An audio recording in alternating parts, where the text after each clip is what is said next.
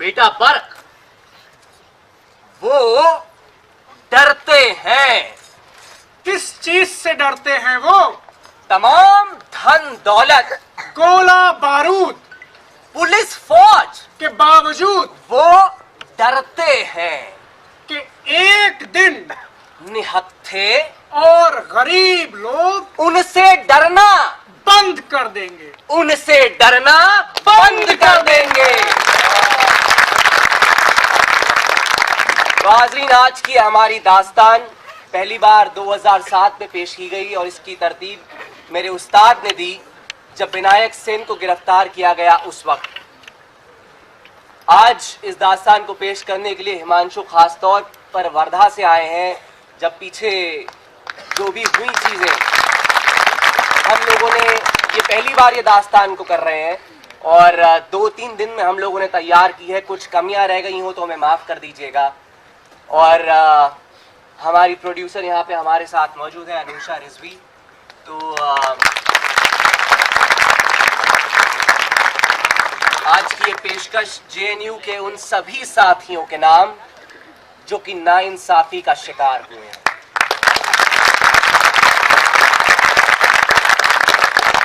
अब जैसे जैसे 2007, जैसा मैंने आपको बताया, पहली बार था जबकि ये दास्तान पेश की गई, लेकिन जैसे जैसे दौर बदला इस दास्तान में तरमीमें हुई हैं, पर इस देश ने हमें मौका नहीं दिया है कि इस दास्तान को पीछे छोड़ के हम आगे चल पड़े। नाज़रीन, शुरू करते हैं दास्ताने सेडिशन। कहा तो तय था चरागा हर एक घर के लिए, कहाँ चराग मयस्सर नहीं शहर के लिए। यहाँ दरख्तों के साए में धूप लगती है। चलो यहाँ से चलें और उम्र भर के लिए। खुदा नहीं न सही, आदमी का ख्वाब सही। कोई हसीन नजारा तो हो नजर के लिए। क्या बात है। वो मुतमईन है कि पत्थर पिघल नहीं सकता। मैं बेकरार हूँ आवाज में असर के लिए। तेरा निजाम है सिल दे जबान शायर की। ये एहतियात जरूरी है इस सफर के लिए। कहा तो तय था चरागा हर एक घर के लिए, कहा चराग मयस्सर नहीं शहर के लिए। तो गुलगुना कशाने आरिज़े शाहिरे बयान इस तरह फरमाते हैं कि तिलिस्म कोहिस्तान का बादशाह है अफरासियाब, कि जिसकी अमलदारी में 60,000 मुल्क जादूगर और जादूगरनियों के आबाद हैं, कि बादशाह उन मुल्कों के सब अफरासियाब के मुती और मिनकाद हैं। पर सहर किया अफरासियाब ने ऐसा कि वो 60,000 मुल्कों के बाशिंदे अपनी अपनी मुल्कियत भूल कर खुद को सिर्फ कोहिस्तान का बासी समझते हैं। सुबह शाम उसके झंडे को सलामी देते हैं, उसके तराने गाते हैं और उसकी तारीफो सना में मसरूफ रहते हैं।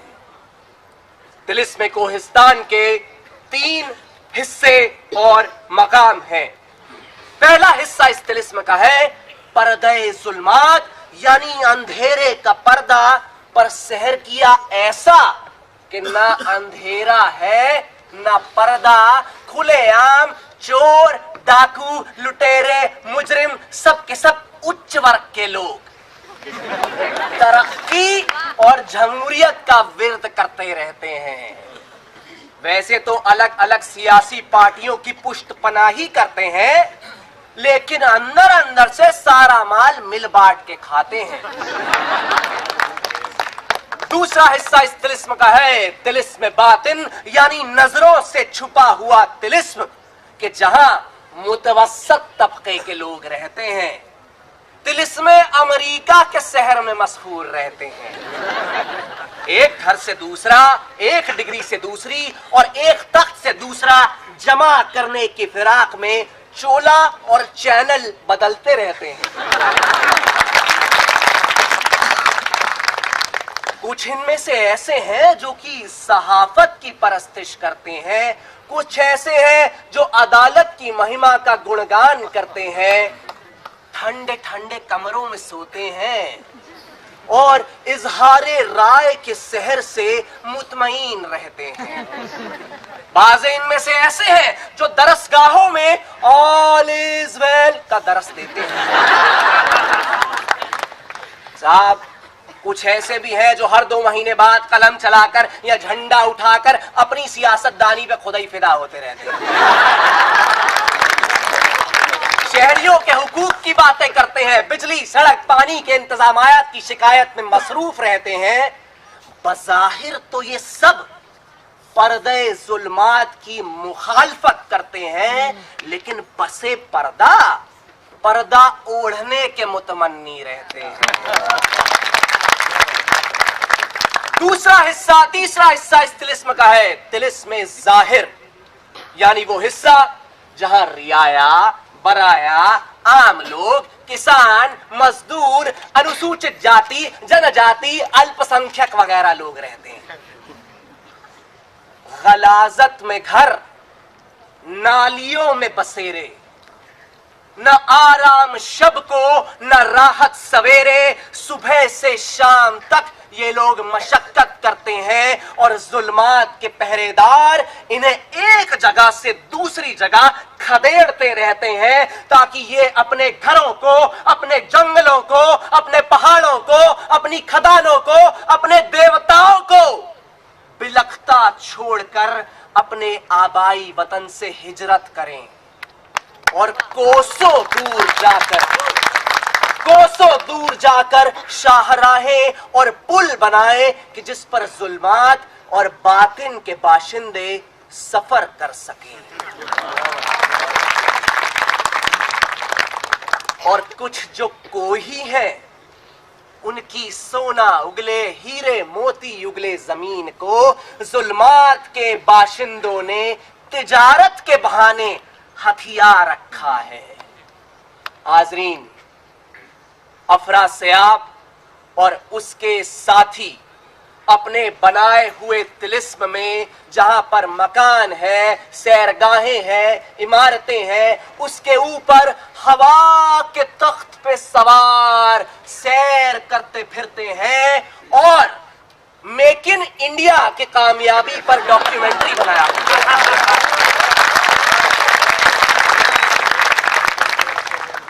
तो जब अफरासियाब के बनवाए उस तिलिस्म में अय्यारे बेनजीर, वाला तदबीर, हुनर परवर ख्वाजा अमर और 4 उनके शागिर्द दाखिल हुए तो शक्ल अपनी साहिरों की बनाकर चारों तरफ उस तिलिस्म में फिरना शुरू किया।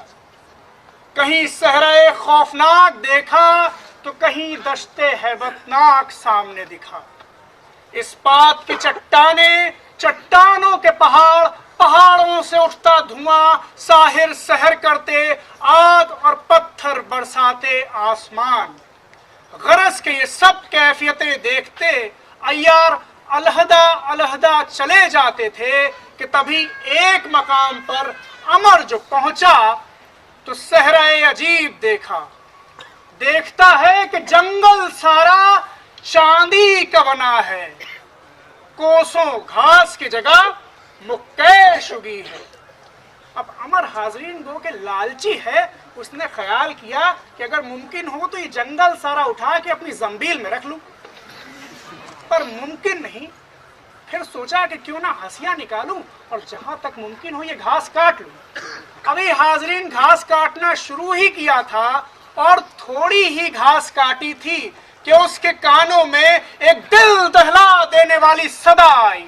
अमर ने जो गर्दन उठा के देखा तो जंगल के बाहर खुले मैदानों में हजारों कोही त्राही करते लुटे फिटे चलते हैं। अमर ने जो ये माजरा देखा, खुद की शक्ल बदल के कोही की बनाई, कट पस्ता किया, जिस्म काला किया, नाक चपटी की, और जब वहां दाखिल हुआ मैदान में, एक अकेला बच्चा जो रोता फिरता था, गोद में उसे उठाकर पुचकारने लगा। फिर देखता क्या है कि जितने साहिर हैं वो तो हवा के तख्त पे सवार सैर करते फिरते हैं, लेकिन 4 कोही उनसे जुड़े हुए हैं। और वहां मैदानों में जितने कोही मर्द हैं, या तो बूढ़े हैं या बच्चे, जवान नकारत। अपने आप को अकेला मर्द जानकर अमर ने ख्याल किया कि बेटा अमर, जितनी जल्दी हो यहां से निकल लो। बस ये सोच के वहां से भागना शुरू किया।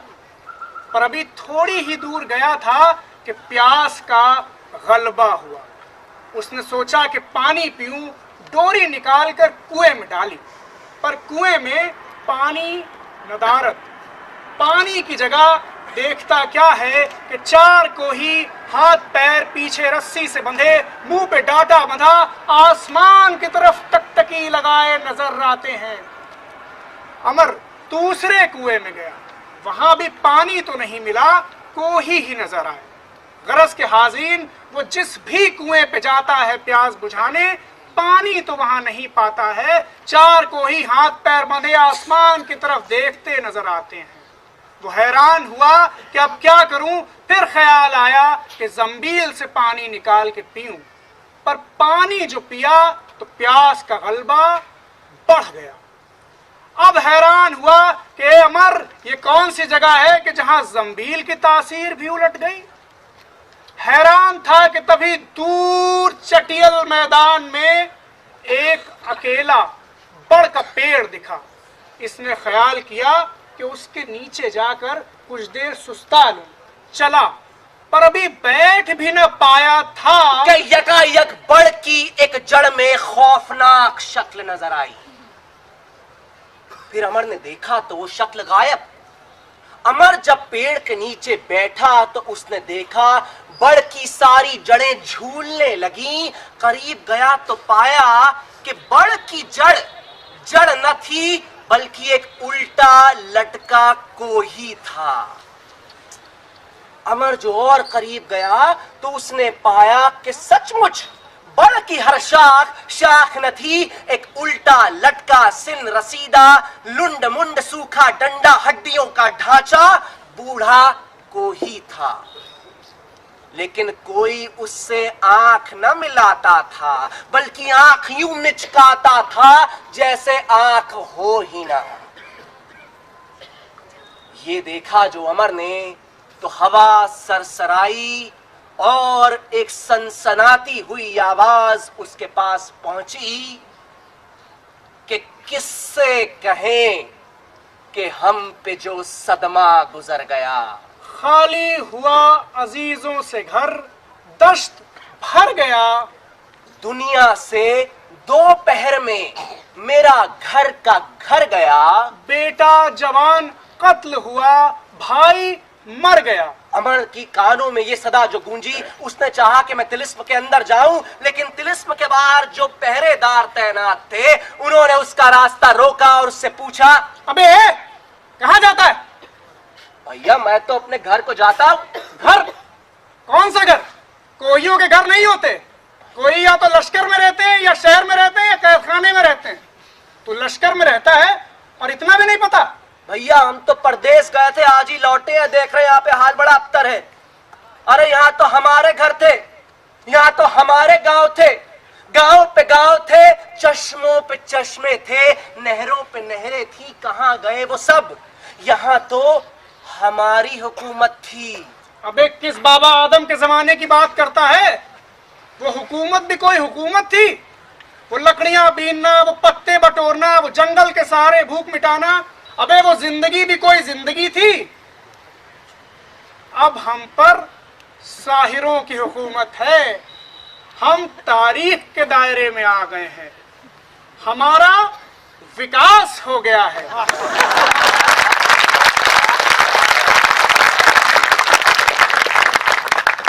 विकास समझता है कि नहीं? कहां से आया? या अगर विकास हुआ ही है तो यहाँ लोग आहू हुक्का काहे कर रहे हैं?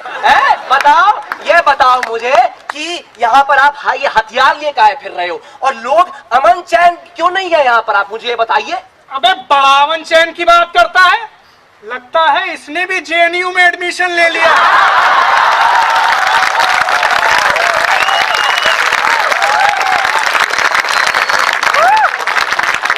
साफ साफ बता, अय्यार है कि ना अय्यार? अरे भैया मैं तो कोही हूँ। अबे कोही तो हम हैं, जभी तो देख एक दूसरे से जुड़े हैं। उन्होंने हरकत की, आवाज आई, जुड़ुम जुड़ुम जुड़ुम जुड़ुम जुड़ुम जुड़ुम। अमर ने जो माजरा देखा समझा कि मामला गरमाता है। इस फिराक में था कि क्या यारी करूं कि यहाँ से बाहर का रास्ता निकलूं। उससे कहने लगा, अरे भैया अगर आप मुझे यहाँ से जाने देना तो आपको ऐसी चीज दूंगा कि आप ता जिंदगी मुझे दुआएं देंगे। ये कहकर एक मोती मुर्गे के अंडे के नाप का निकाला और उस पहरेदार को दिखाया। वो देखते ही फरेफ्ता हुआ, बोला है ये तो बड़ी कमाल चीज लाया है परदेश से, जरा करीब से दिखाओ। इसे जरा अपने दहन के करीब लाइए और अपने मुंह की भाप दे के देखिए, फिर इसकी चमक और आबोताब देखिए। उस पहरेदार ने वो मोती अपने हाथ में लिया, अपने दहन के करीब लाया और मुंह की भाप जो दी कि यकायक वो मोती फुलझड़ी की तरह से फटा, उसमें से धुआं निकला और वो धुआं मुंह और नाक के रास्ते से जाकर दिमाग में पेचीदा हुआ। पहरेदार को चक्कर आया, वो जमीन पे गिरा और बेहोश हो गया। अमर वहां से कुलाचे मारता हुआ निकला, तरीन भागता जाता है, भागता जाता है, भागता जाता है कि कभी देखा कि कोहिस्तान की फिजा तो एकदम पलट गई है। गांव वीरान पड़े हैं, जंगल बेआबान है, खेत खलियान सूने हैं, न आदमी न आदमजात न चरिंद न परिंद। अजीबो गरीब आवाजें आती हैं, जमीन मातमी रंग ओढ़े है। चटियल मैदान, पेड़ सूखे, फिरते थे परिंदे प्यासे भूखे। जलते ऐसे वहां के कंकर, चिंगारियां थी कदम कदम पर। जो घास जमीन पर वहां थी, सूखी किसी प्यासे की ज़बां थी।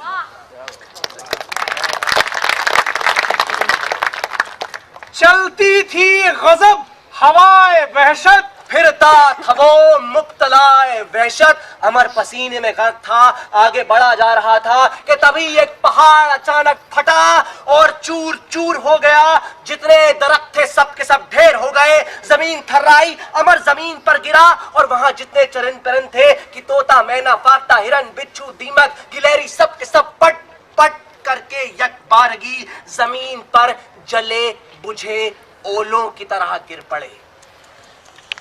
अमर ने इसमें आजम का विर्द किया। गया एक जगह आफियत की जो पाई तो जफीले अय्यारी बजाई, जिसे सुनकर उसका शागिर्द बर्क फिरंगी आया पास उस्ताद के और बोला, उस्ताद सब खैरियत? बेटा यहाँ तो बड़ा गड़बड़ मामला चल रहा है? तुम बताओ क्या खबर लाए हो? उस्ताद कोहिस्तान की फिजा पलट गई है, जादूगरों ने कोहिस्तान पे हमला कर दिया है और कोहियों का मुल्क छीन लिया है। कुछ कोही जो हैं वो बागी हो गए हैं और अय्यारों के साथ मिलके जादूगरों से जंग करते हैं। पर जादूगर बड़े चालाक हैं, खुद नहीं लड़ते, कोहियों को हथियार थमा दिए हैं, कोहियों को कोहियों से लड़वाते हैं।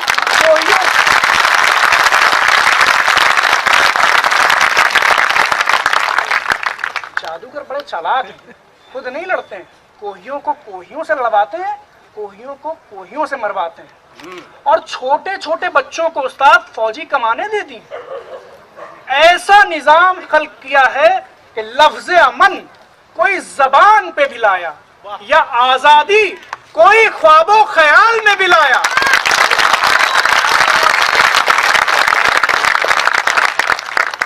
तो हाथ पैर बांध के अंधे कुएं में फेंक देते हैं।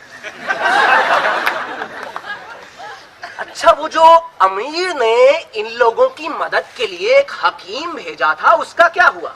उस हकीम ने उस्ताद बहुत खिदमत की, कोहियों को तालीम दी, अंधों बच्चों का इलाज किया, बूढ़ों को शफा बख्शी, उन्हें तालीम सिखाई, उन्हें हिकमत सिखाई।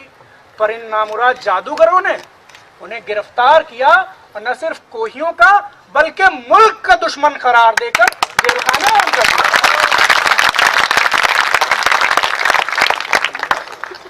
खता उस बेचारे की ये ठहराई कि एक बीमार नाचार सजा याफ्ता अय्यार से मिलने जेलखाने में जाता था, पर दरवाजे पर खड़ा होकर जादूगर जिंदाबाद, जादूगर पाइंदाबाद के नारे नहीं लगाता था, चापलूसी नहीं करता, बस जल के खाने में डाल दिया।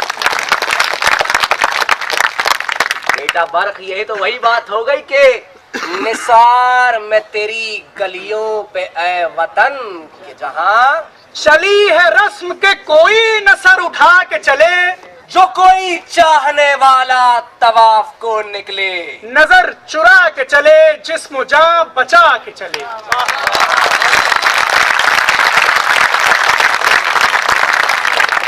बेटा बर्ख, हम लोगों को बहुत बड़ी अय्यारी सोचनी पड़ेगी कोई, समझ रहे हो?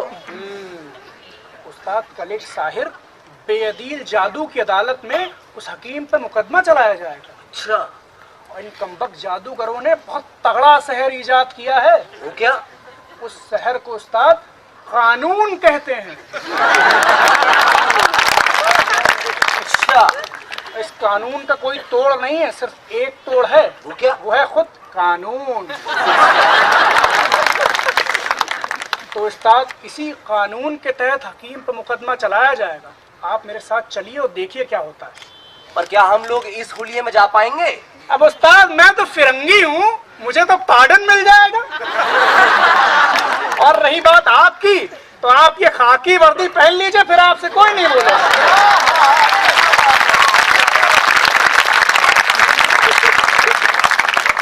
खाकी वर्दी वालों का आजकल बड़ा बोलबाला है, उनके खिलाफ बोलना देशद्रोह है।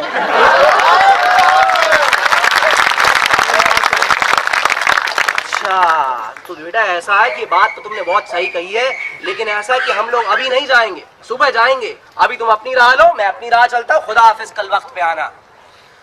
इस अरसे में रात तमाम हुई और साहिरे मशरक झोली जर्रारे शुआ के लिए चरखे शोबदाबाज पर आया, यानी सुबह हो गई।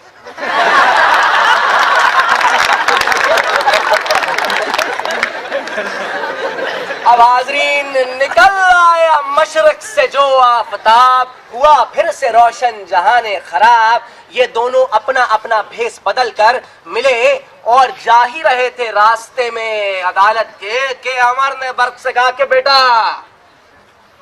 चश्मनम जाने शोरीदा काफी नहीं, तोहमते इश्क पोशीदा काफी नहीं, आज बाजार में पाबजौला चलो, आज बाजार में पाबजौला चलो, दस्त अफशा चलो, मस्तो रक्षा चलो, खाक पर सर चलो, खूब बदामा चलो, राह तकता है सब शहर जाना चलो, रखते दिल बांध लो दिल फिगारो चलो, फिर हमी कत्ल हो आए यारो चलो, चलो।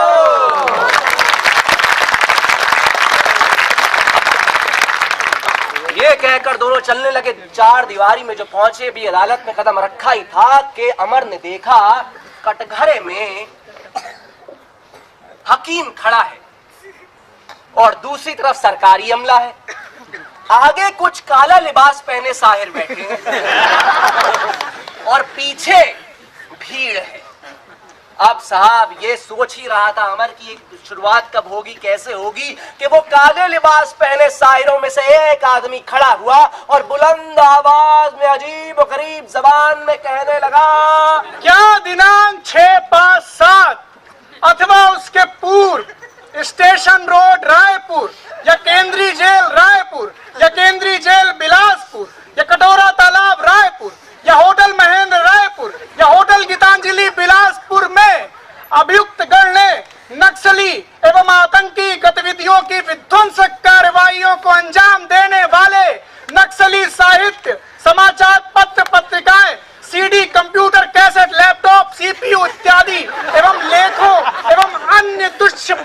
सामग्रियों द्वारा भारत सरकार अथवा राज्य सरकार के विरुद्ध युद्ध किया या युद्ध करने का प्रयत्न किया या युद्ध करने का दुष्प्रेरण किया।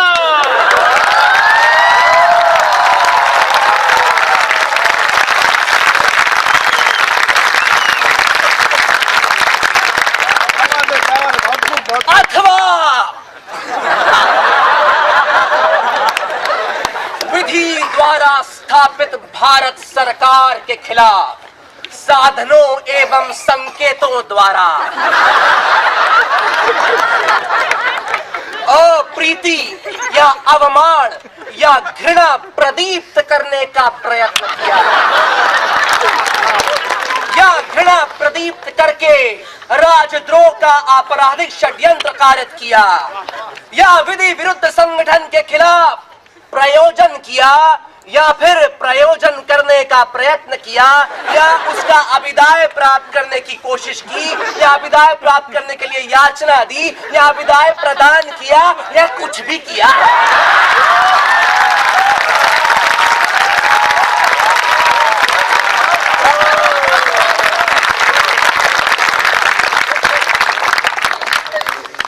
अमर ने ये जबान जो सुनी तो बर्क से पूछा, बेटा बर्क, ये कौन सी जबान है जो हजरत खिज्र ने मुझे नहीं सिखाई? मानूस मालूम पड़ती है लेकिन बड़े विदेशी अल्फाज। उस्ताद, ये आधुनिक संवैधानिक राष्ट्रवादी हिंदी है।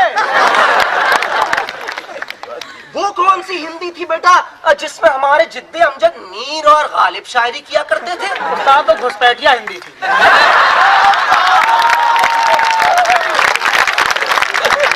अब शाहिरों ने ये नफीस पाक साफ हिंदी दी है। अच्छा, इस बात को अलग रखो, मुझे ये बताओ कि ये भारत सरकार क्या बला है? उस्ताद, हिंदुस्तान को आजकल भारत सरकार कहते हैं।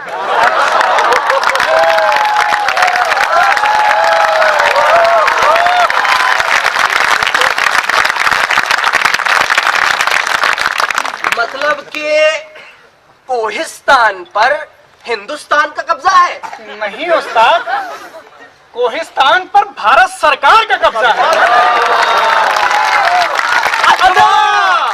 विधि विरुद्ध संगठन का सदस्य होते हुए उसके प्रयोजन के लिए किसी सम्मेलन अथवा क्रियाकलाप में भाग लिया या उक्त संगठन के किसी सदस्य को संशय प्रदान किया या संशय प्रदान करने की याचना करने का आपराधिक षड्यंत्र कारित किया अथवा विधि विरुद्ध संगठन के लिए प्रबंधन किया या प्रबंधन में सहयोग दिया या उक्त विधि विरुद्ध संगठन के किसी सदस्य या बैठक को बढ़ावा दिया या फिर विधि विरुद्ध संगठन से किसी तरह भी अपने आप को जोड़ा। अमर ने जो ये सुना तो फिर बर्क से पूछा, बेटा बर्क, किसने क्या किया?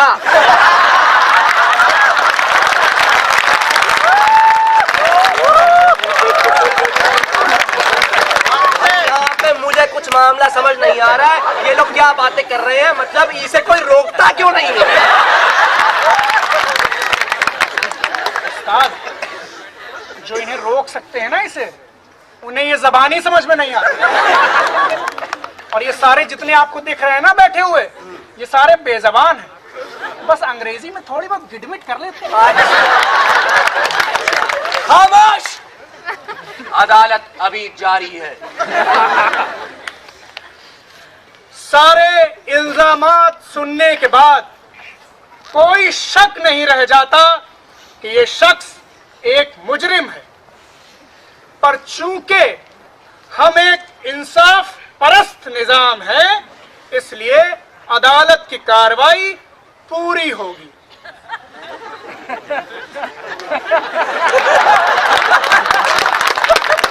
अब मैं निहायत काबिल सरकारी वकील साहब से कहूंगा कि अदालत की कार्रवाई शुरू की जाए।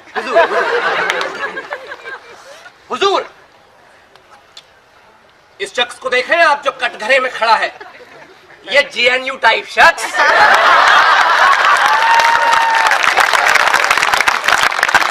JNU type? अभिप्राय स्पष्ट कीजिए। कीजिए। हुजूर हुजूर हुजूर, जेएनयू टाइप शख्स मतलब जेएनयू टाइप शख्स वो लोग जो सरकार से सस्ता खाना खाकर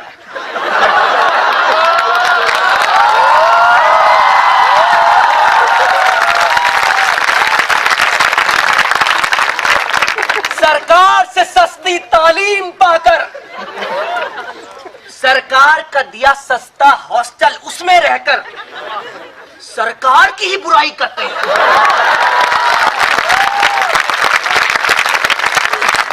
हुजूर देखिए, मतलब कुर्ते के साथ जीन्स पहनते हैं, बात बात पर दाढ़ी बढ़ा लेते हैं। तो सबसे पहले आप इनसे पूछिए कि दाढ़ी क्यों? हाँ जी, जवाब दीजिए, दाढ़ी क्यों रखी?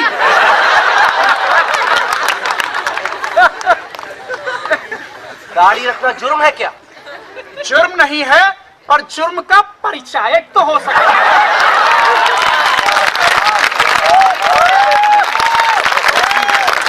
Exactly milord, exactly. मैं कहता हूं कि ना तो ये मुसलमानते हैं, ना ही सरदार, और ना ही गंजेड़ी साधु, तो फिर दाढ़ी कैसे और क्यों कर? हुजूर, सर्वविदित है कि दाढ़ी बढ़ाने वाले शख्स एक खास मानसिकता, एक खास तबके के तत्व होते हैं।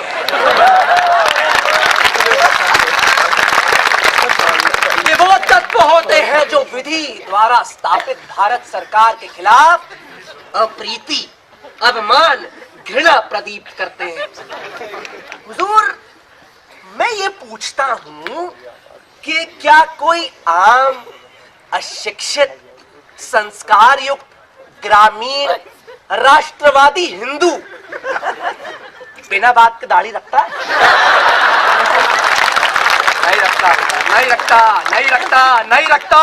एक आम हिंदू तभी दाढ़ी रखता है जब वो अपने देश से, अपने समाज से, अपनी सरकार से असंतुष्ट होता है।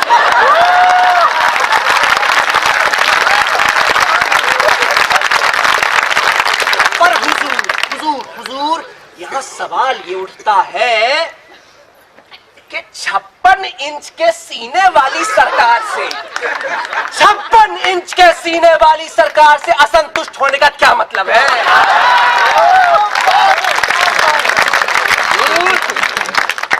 आज जो असंतुष्ट है ना, वो कल अराजक होगा, परसों राजद्रोही होगा, और तरसों देशद्रोही होगा।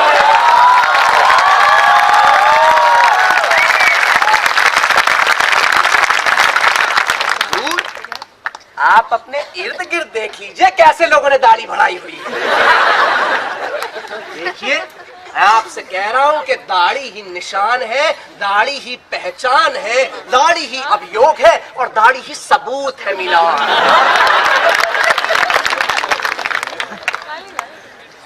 मैं आपको बताता हूं कि मैंने दाढ़ी क्यों रखी।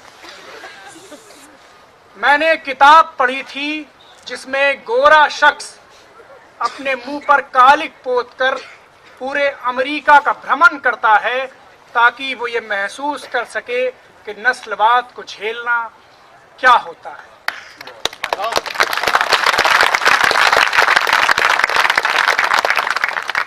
उसी तरह सन 92 में जब हमारे मुल्क में बाबरी मस्जिद कांड हुआ, तो जो हाल था, जिस तरह से एक संप्रदाय आतंकित था, तो उसे देखते हुए मैंने दाढ़ी बढ़ाने का फैसला किया ताकि मैं ये महसूस कर सकूं कि शक के दायरे में जीना क्या होता है।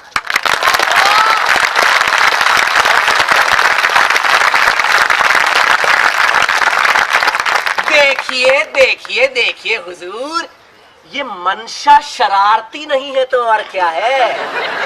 हाँ, बताइए, कहाँ अमेरिका का नस्लवाद, कहाँ हमारे मुल्क की मिली जुली तहजीब, मतलब हिंदू मुस्लिम सिख ईसाई आपस में है भाई भाई। हुजूर ये जानते हुए एक हिंदू होकर ये मुसलमान होने का ढोंग करना, पुराने जख्मों को कुरेदना, ये झूठी हमदर्दी नहीं है तो और क्या है? अरे मैं कहता हूं पाखंड है, नैतिकता विरोधी है, और तुष्टीकरण का इससे बड़ा पुष्टिकरण हो ही नहीं सकता।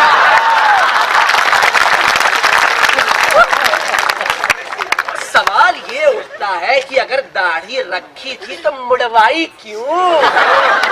बताइए जी, जवाब दीजिए। अरे कोई जवाब नहीं है हुजूर, ये खामोशी, ये चुप्पी, ये निरुत्तरता, ये एक अकेली चीज इन्हें मुजरिम साबित करने के लिए काफी है। बेशक बेशक काफी तो है, पर अदालत इसकी बेगुनाही में कोई गुंजाइश रखना नहीं चाहती कि ये बेगुनाह रहे। इसलिए मैं आपसे ये पूछता हूं कि अदालत की नजर में ये कौन है? हुजूर एक कुख्यात आतंकी और साजिशी है, और कौन? जुर्म क्या है इसका? जुर्म? हुजूर नारे लगाता है, बीच यूनिवर्सिटी में भाषण देता है।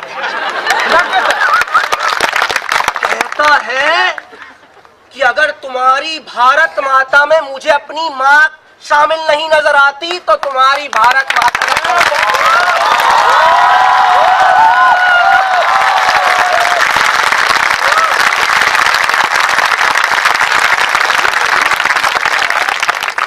और क्या कहता है? कहता है कि मैं हकीम हूं, लेकिन एक बागी नाअय्यार से मिलने जेल में जाता था, लेकिन जेल में मिलने के बहाने उसके बागी खतूत, उसके पैगाम बाहर जो बागी कोही थे उन तक पहुंचाता था। ये नक्सली डाकिया। ऐसा किस बिना पर कहा जा सकता है? हुजूर देखिए, पहली बात तो ये कि इनके बिना कोई दूसरा शख्स उस बागी नायार सरदार से मिलने जेल में गया ही नहीं, और दूसरा ये कि जहां से गिरफ्तार हुए उसी शहर से यानी भद्रलोक नगरी से हमें एक ताजिर के घर से 3 खतूत बरामद हुए, उस नायार सरदार के इसी ने दिए होंगे। कोई गवाह, कोई सबूत? हुजूर देखिए, मुतबर खबर है, जब ये गिरफ्तार हुआ ना तो एक राहगीर गुजर रहा था, उसने उड़ती उड़ती खबर सुन ली। और आप तो जानते ही हैं कि हमारे शहंशाह को उड़ती उड़ती बातों पे कितना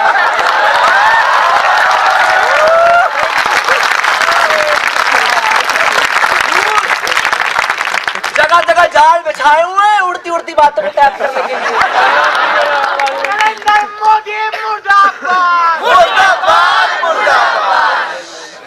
बेशक बेशक शहंशाह अफरासियाब को तो बस उड़ती हुई बातों पर ही भरोसा है। बिल्कुल हुजूर, और बात उड़ती है तो दूर तलक टाइम्स नाउ तक जाती है।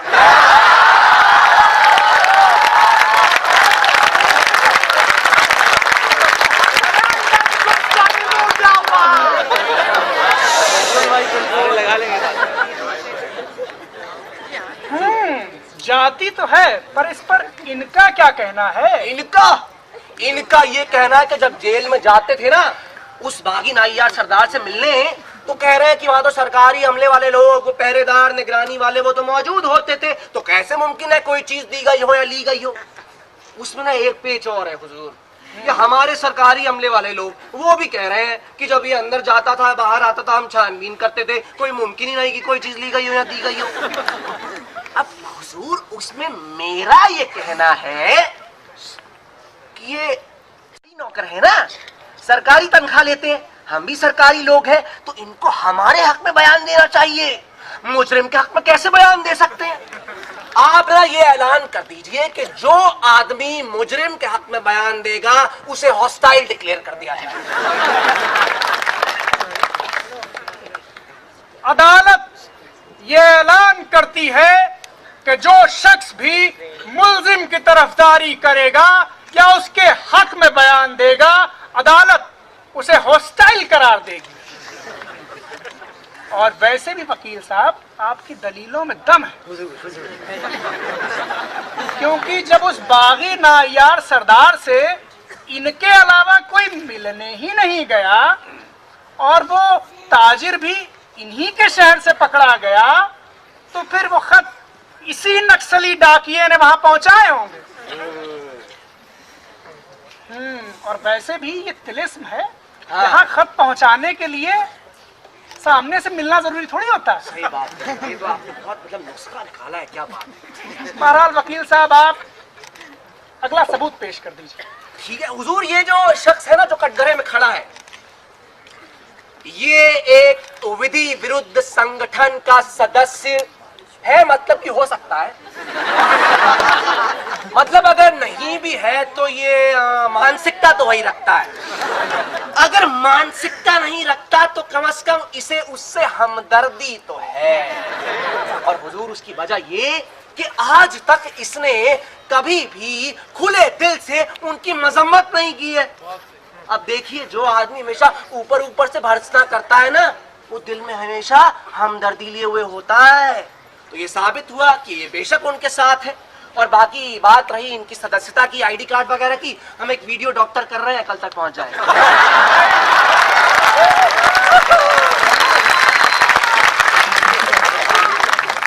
इनका क्या पक्ष है इस पर? हुजूर, ये लोग बड़े दूर की कौड़ी लाए हैं।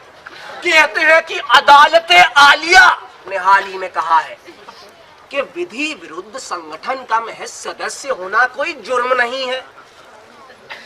ज्यादा हमें कानून न सिखाइए। अदालत आलिया यहाँ बैठी है, उसे क्या मालूम ग्राउंड रियलिटीज। और वैसे भी टेढ़े कानून के तीसरे हिस्से की 5वीं आयत के मुताबिक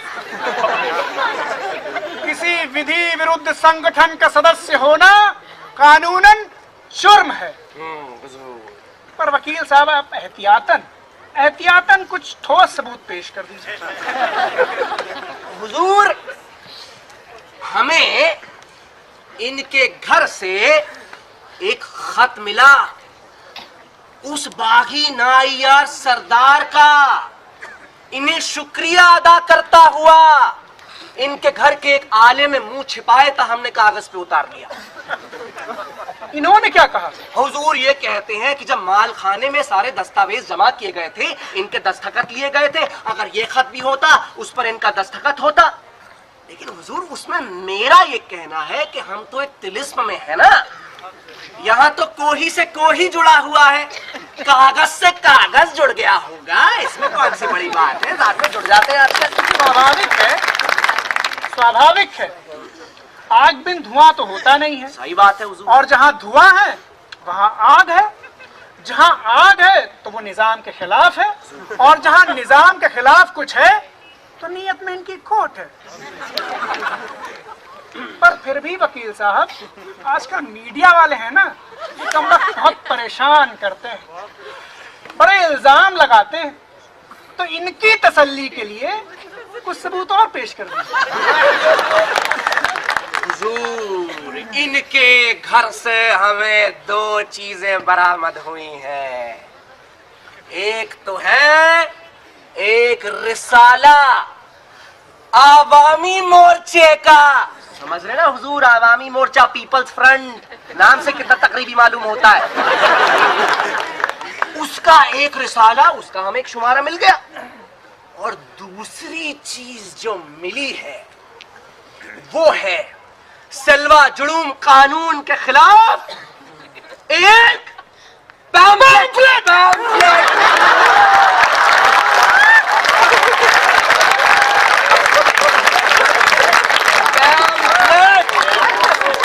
और आप तो जानते हैं कि पिछले 200 सालों की इंसानी तारीख में ये पैम्फलेट नाम की चीज जहां भी कहीं पाई गई है, वोल्टेयर से लेके CPI-ML तक, फितना फसाद की बायस रही है हुजूर। और जब ये बच्चू फंसे तब इन्होंने क्या कहा? कहते हैं कि ये जो दोनों चीजें हैं ये आमतौर पर दस्तयाब हैं, आमतौर से मिल जाती हैं, लेकिन हुजूर मेरा उसमें ये कहना है कि कोई आम चीज